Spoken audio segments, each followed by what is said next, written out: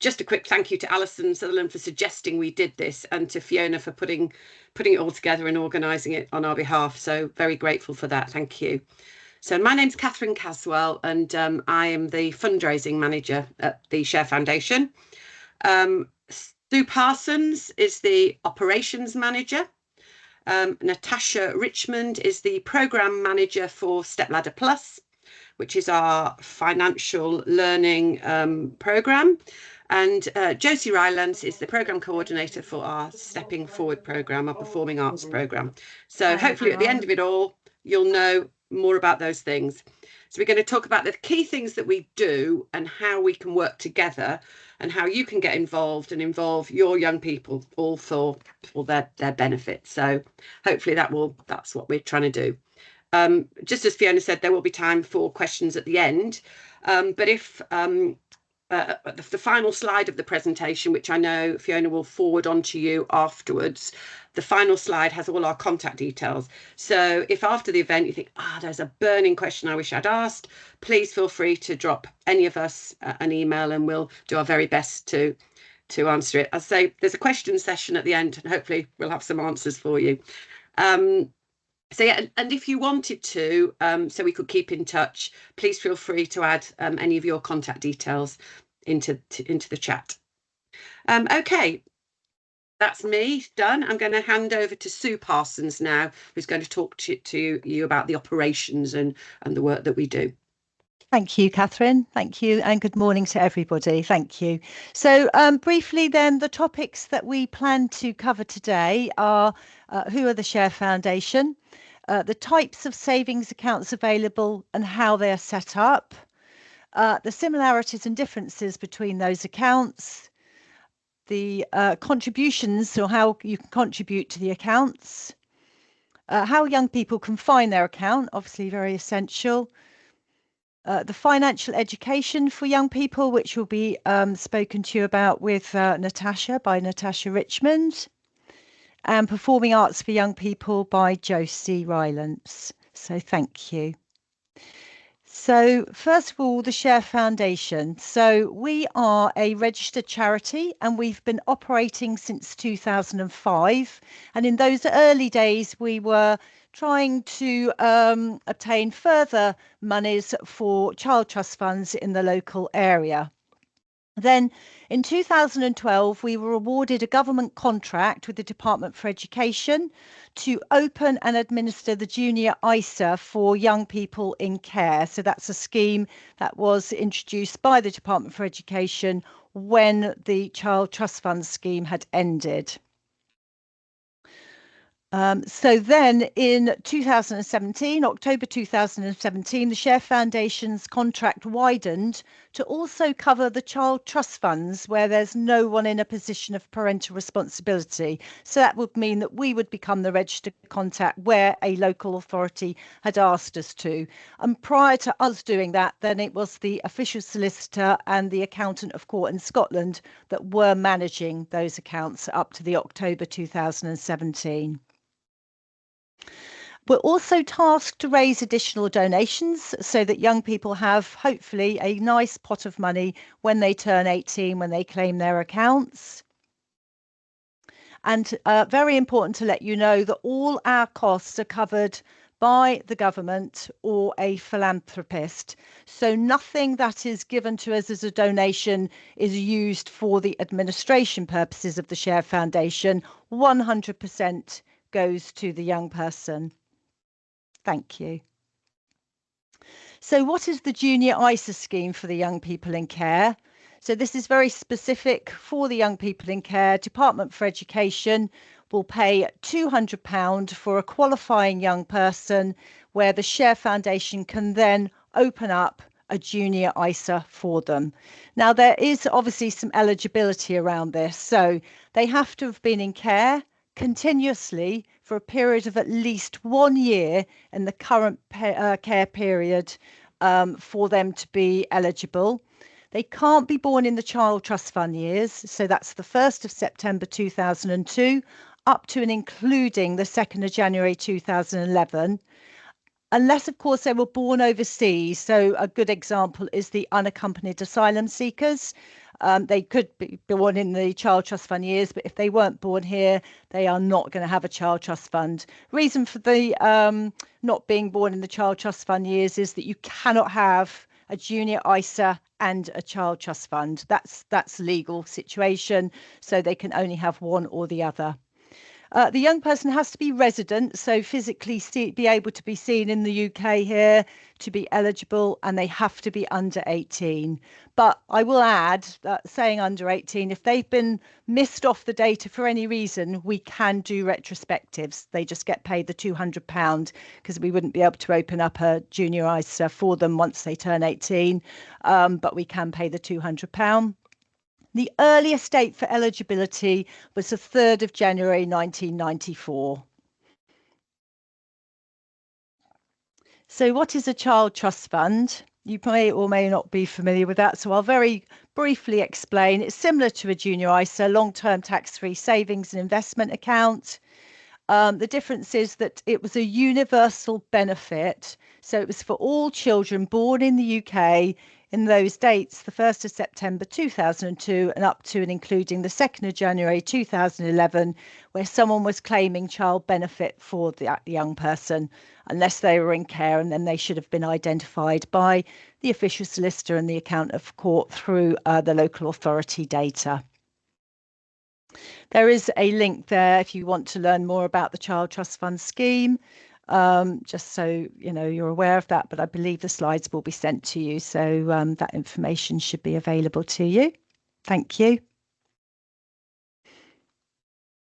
So just briefly how it works. So the Share Foundation receive regular data from all local authorities and healthcare trusts in Northern Ireland, and that regular data will give us any young people that have been in care in that continuous period of a year without any breaks.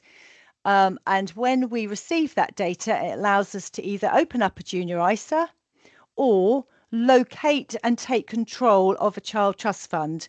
Now, I will add here, we do not take control of every Child Trust Fund of a young person in care. So only where a local authority have advised us that there is no one in a position of parental responsibility do we take control of an account. So a young person could be in care, but there is already a responsible adult managing that account effectively. And if the local authority believe that, then the Share Foundation would do no more. That does mean we cannot administer donations to the account. So we can only administer donations where we actually know where the account is, because we are the registered contact. So we administer accounts until a young person either leaves care or they turn 18, or at 16 they can actually take control of their account. If they leave the account where it is, the Share Foundation can continue to administer donations to it. If they choose to take control and move the account, then once again, we would not be able to make donations to the account. And everything we do based on that data submission, which is the most essential part of what we do, because to do what we do, we need that initial data submission regularly from the local authorities. And we can then administer donations as well as do all those activities within there of the administration of the accounts. So anyone can donate to a Child Trust Fund or a junior ISA. Obviously, they need to know where that account is. So the Share Foundation, where we are the registered contact, we can administer individual contributions to individual accounts. So that could be a one-off, or it could be a regular donation. We have a lot of people doing direct debits for regular contributions, and also local authorities. So multiple contributions. A lot of local authorities have chosen to take savings at source and to pay that directly to the Share Foundation, i.e. to actually manage regular contributions to the account themselves. We've seen a massive increase over the last 2 years to that effect. And when I first joined the Share Foundation in 2017, I would say a good year of donations was about 800,000 to £1 million at the most. This year we are well over £4 million heading to the 5 million mark now for this financial year, which is an absolute amazing achievement. And a lot of that is due to the fact that local authorities have decided they want to try and ensure that all young people are receiving similar amounts, similar frequencies. So they have chosen to take control of that way of contributing to these young people's accounts. At the present time in Scotland, no local authorities are doing this. But we're very happy to talk about the processes if they choose to.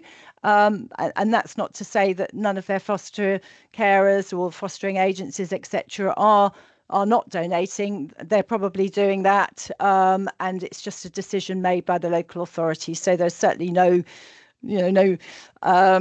need to decide to do that if you choose not to, but it's just been a very good way of donations being made fairly, I guess, and frequently. So locating and claiming accounts, a young person actually has every legal right to take control of their account from the age of 16. They cannot claim their money until they are 18. We write to a young person, the letter goes via the local authority contact, so they would send that letter out to the young people because everything we do is via the local authority.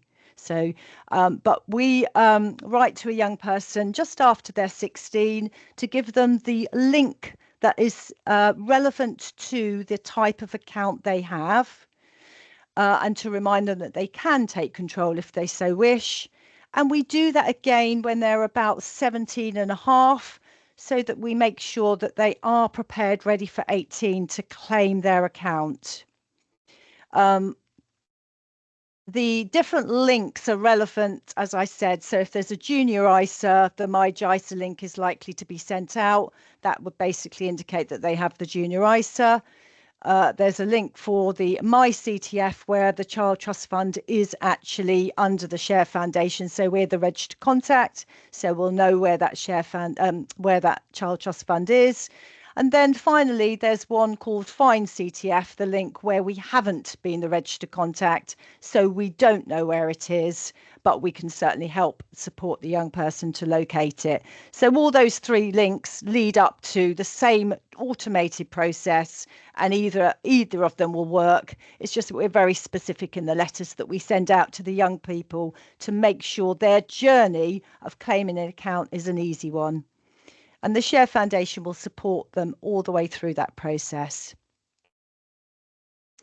We're also very much involved with the Child Trust Fund campaign as a whole. So they may you may be aware of a lot of media campaigns out there where there is over at the moment £1.5 billion of money that is sitting in child trust funds that haven't been claimed by adult young people. So they're matured child trust funds, and there's over 1.5 billion at the moment that has still not been claimed.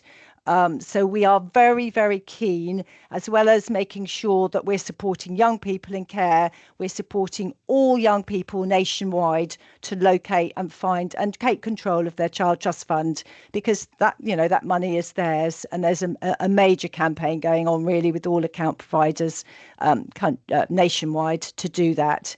So we have a link, the Find CTF link, which is actually on the government website. It's specific for young people age 16 and over who have got their national insurance number.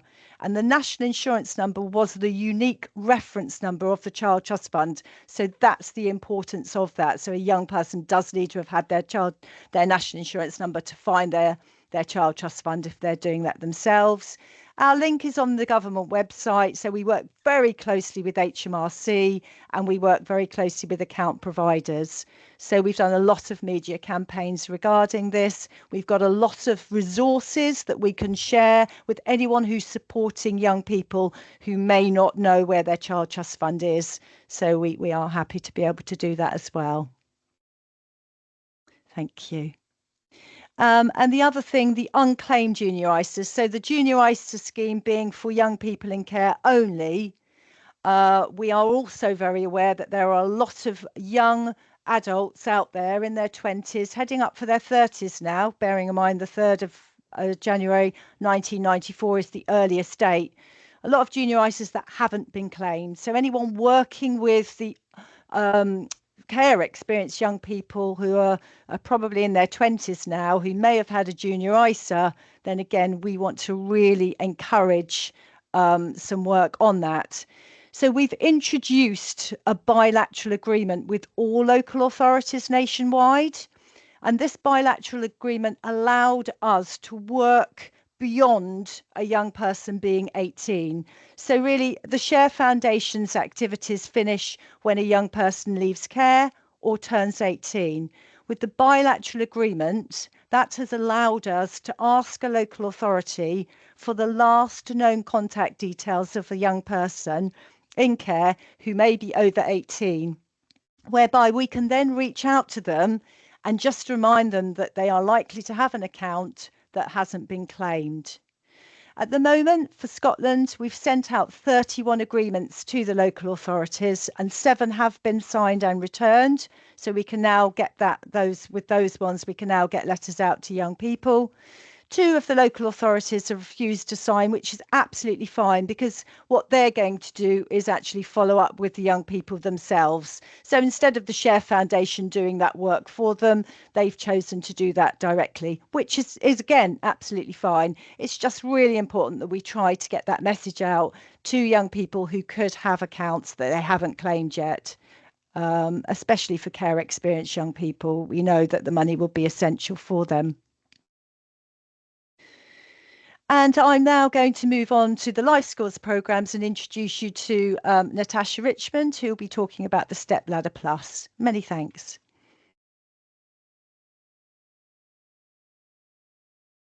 Sorry, I realised I'd turned. Right, I think I've got my camera and my mic on now, so I'll stop talking and you can't hear me. So that's always a great start.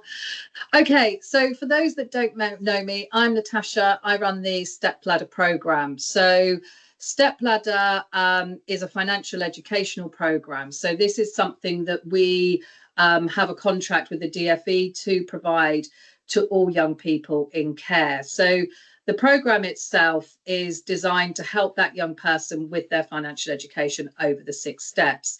In order for a young person to take part, they have to have been in care for a year. So this is where, as Sue was saying, you know, we get that information from the local authority. We don't have that information any other way. So if we don't know about a young person, then we can't put them onto the program. It's that straightforward. Each local authority is different to how often they send us that information into the team. So some may send it in monthly, some may send it in quarterly. And we always say the same thing. If they've only just been in care for a year, you might want to wait a couple of months just to make sure that we have that information. They need to be aged between 15 and 17. So it's looking up until their 18th birthday, they can do the program. Unfortunately, on their 18th birthday, it does lock them out.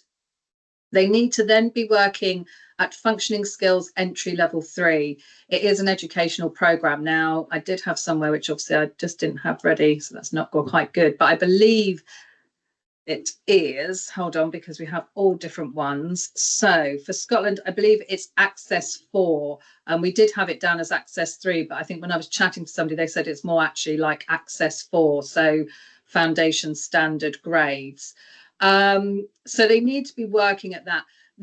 Like I said, it's an educational program. So if they're not working at that level, it will take them a lot longer to progress through the steps. If they're working at that level, it would potentially take them, say, step 1, half an hour to do. If they're not working at that level, you're looking at months, and that's the big difference between it. So this is why it's really important that they are working at that level. I then do stress quite clearly that it needs to be the young person that is filling out the registration form. The reason behind this, or somebody is ticking the terms and conditions and the data privacy on their behalf, which again, you wouldn't really want to be doing. We want them to understand what they're signing up to so that they understand it is an educational program and what that entails. It also gives them that first stepping of taking ownership and a bit of independence into what they're doing. It also needs to be the young person's email address. The reason behind that is the only way we communicate with them is through email. So if we don't have their email address, we then can't communicate with them. So we do insist it's their personal, not a school, not a college, not a home, because again, these young people, they tend to move quite a bit, and it's no use if it's an old email address that they then can't get logged into. The whole premise behind the program being online is that what we were trying to do is help young people to understand what we thoroughly believe in incentivized learning, so that if you put in the work, then you can get a reward at the end of it, and that you don't have to worry about it being in those school hours. You can do it at 3 a.m. if you want to. I'm just not available at 3 a.m. But, you know, we will come back to you and talk to you through it. But it's just giving them that relaxed look at it rather than it being, OK, you've got to do it in these times.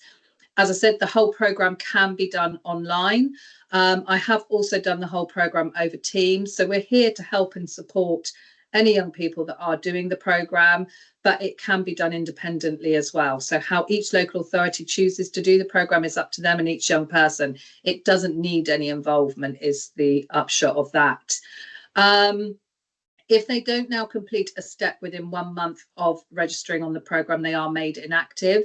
And in order to become active, they do have to call me, because I have to then change their status on the system. But they then do need to complete step 1 that day. So that's normally the part that people don't quite get. They think they've got another month, and unfortunately they don't. They just have that day then to complete step 1. So that's kind of sort of a bit of the rules and regs around signing a young person up. Now, we are at the moment in talks with the Scottish Government to get match funding. So we have been philanthropically funding the programme.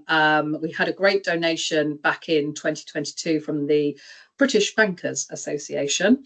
And then we have then been philanthropically then funding it since then. I think in total we've paid out over 1 million incentives, which is, you know, really amazing from a charity's point of view. We got to this year and we said, you know what, we can't carry on. We need to sort of, you know, really get the government to come in with us on this and see the benefits that incentivized learning gives to these young people, and that it is actually helping them, with financial education, but getting back into education or employment or training and bringing down that NEET status. Unfortunately, like I said, we didn't get it from England and Wales and Northern Ireland, but Scotland they're looking into it. So, you know, we're in those early stages. I'm not going to make any promises, but I think the words that we've been using are minded to hopefully match fund us. So I'm still waiting to hear. We're hoping that we will sort of hear. We were hoping around now, but we're now sort of looking maybe towards April. And as soon as I know, then I will update everybody with that.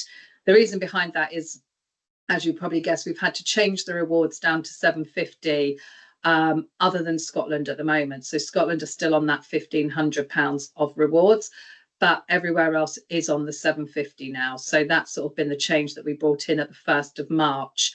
So for Scottish young people at the moment, they can still take advantage of that £1,500. So each step has an incentive alongside it.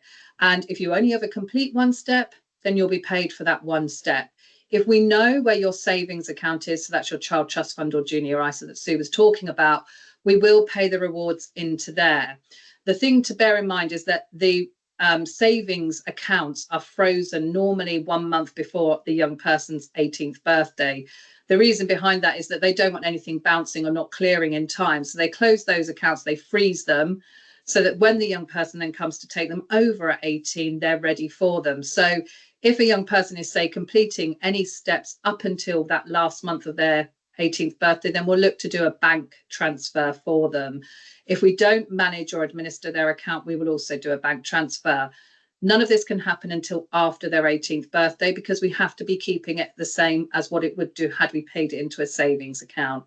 So we do that normally on the Monday after their 18th birthday. They will get an email from me, providing their email address is still the same, hence this email address becomes vitally important. Then all will be wonderful. And all they need to do is provide me with a bank statement so that we can then prove that they are who they say they are and make sure that they're getting the money and it's going to the right person. So the steps themselves, there are 6 steps. And they get predominantly harder as you go through. So step 1 is literacy. So this will be asking them to put sentences into the correct order, looking for spelling and grammar mistakes. For this step, they can earn £150. For step 2, again, it's £150. This is numeracy. So this is going to talk about things adding, subtracting, fractions, everything to do with math that they would have been doing at that access stage. It's not going to be anything that they wouldn't have done. Step 3 is the first part of managing my money. So for this step, it's just starting to get them to think about things like a bank statement. Does anybody look at their bank statement? Are they aware even where their bank statements are? Do they know if they've been overcharged, undercharged? Things like that. So it's then looking at, fabulous, that's wonderful, that's got all the steps on. So I'm literally going to talk, but we will be sending this out as well, or this will be coming out. It will start to talk to them about car insurance. Do they know the difference between paying it off in one lump sum to paying it off in installments, that you'll be paying more? So a lot of young people don't actually get that side of things, but it's just starting to touch on those initial things that they might be looking at financially. Step 4 is their plans for the future. So it does exactly what it says. All we want to do is literally ask them to write 250 to 500 words on what they would like to do for a career. Now, I always said, and if you've heard this before, you'll hear it a million times, but if they want to have a unicorn farm, fabulous. Where are you getting your unicorns and how are you going to run your farm? Let me see that, how you thought that through. So we'd never critique what it is that they want to do. We just look at, have they put it into paragraphs? Have they corrected their text speak into actually, proper, so it's I's normally predominantly that they do, the small I's instead of the capital I's. So it's just getting them to start to think about that. Step 5 is their financial capability. Now, this to me is the most important step of the programme. But over the 8 weeks, they will have 2 sets of slides and 2 podcasts that they need to listen to in full. This covers everything financial. So it will talk about credit cards, debit cards, current accounts, savings accounts. It will talk about your payslip, what your PAYE code is, what your tax for, what national insurance is, what you're paying into a pension for. It will talk about loans, mortgages. It will also talk about if you get into debt, how to get out of debt. So over the 8 weeks, it will cover a whole variety of topics. We like them to take 8 weeks because otherwise it just becomes a bit of an information overload. And what we hope is it just giving them that foundation of knowledge. It will hopefully help them when they are starting to think about anything that they're looking to do financial, which is day-to-day life, that they have some understanding of that. And again, I always use my daughter. When she was off to university, we switched her current account, which was a children's account, to a student account. And on the spot, she was offered an overdraft, a credit card and a loan. And we just stood there absolutely gobsmacked that there was nothing with it. It was just like, oh, you can have this now, you can have this. And it's just like, we just think, if you're looking at a young person in care, who have they got that's advising them and going, no, you don't need that, and understanding what those actual things are. And then step 6 is looking at, are they in education, employment or training? So if they are, then we just need proof of that. If they're not, then we look back at their step 4. What was it that they wanted to do? Are there courses in their area that we can recommend? Can we work with the local authority to see how we can support that young person in getting back into it? I've stopped saying how much the steps were worth. So I think I got up to step 2. So we'll go step 3 is £200. Step 4 is £250. Step 5 is £350. And step 6 is £400. So if they completed the whole programme, that would be £1,500. But like I said, if they complete any, so if they just complete step 1, they'll be paid for step 1. That is me. They are these lovely flyers and then the how-to guides as well. So if we have any questions, I think we're going to be at the end, but I'm now going to pass over to Josie. Great, thank you. Hi everyone. So I'm going to quickly talk about Stepping Forward, which is our brand new Performing Arts for Life programme.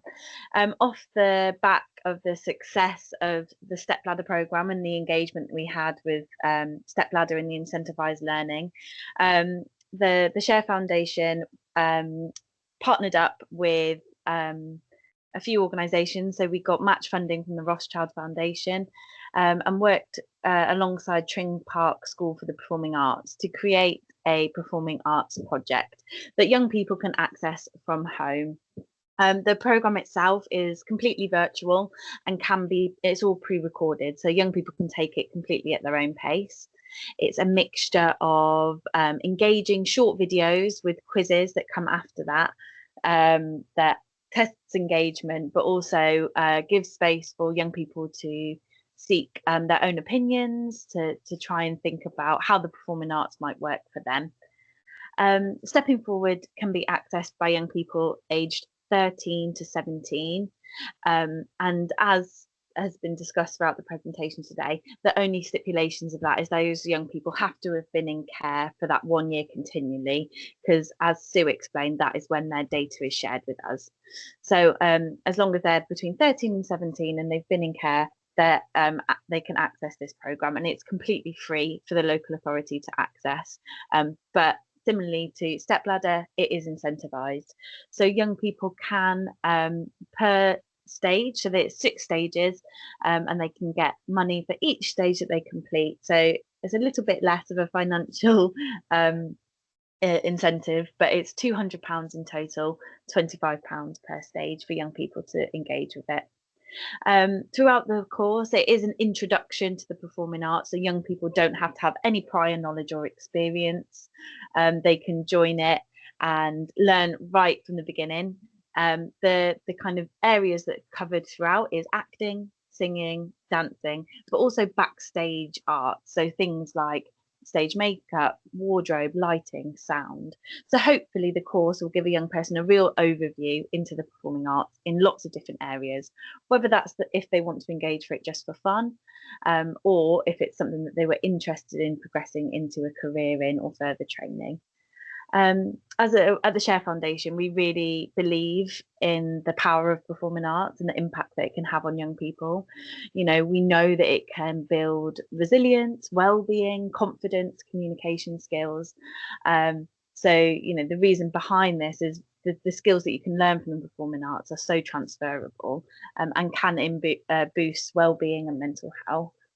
I suppose the main areas is that the young people can work through it stage by stage, and there is potential that it can go towards accreditation such as Arts Award. We are soon to implement a certification, so at each stage that a young person completes, they will get a certificate to say what they've learned in each stage, and that can be put towards any sort of arts or creative engagement awards. We have got a quick video which will give you a bit of an oversight into what the programme is, and hopefully give you a bit of a feel for what the content is like throughout the course. So we'll just play that quickly now.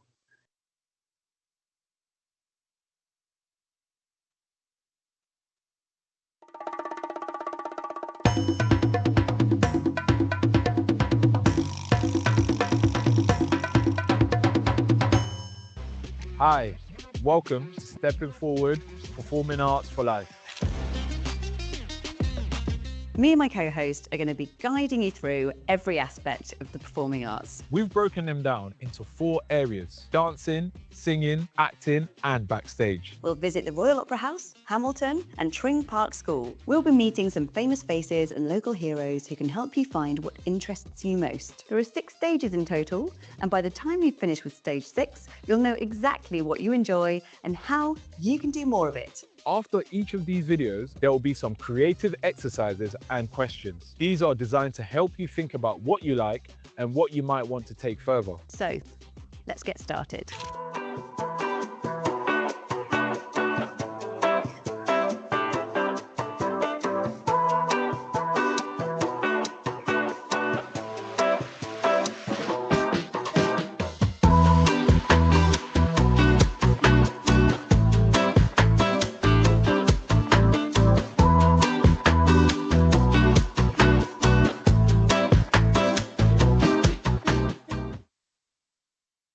Brilliant.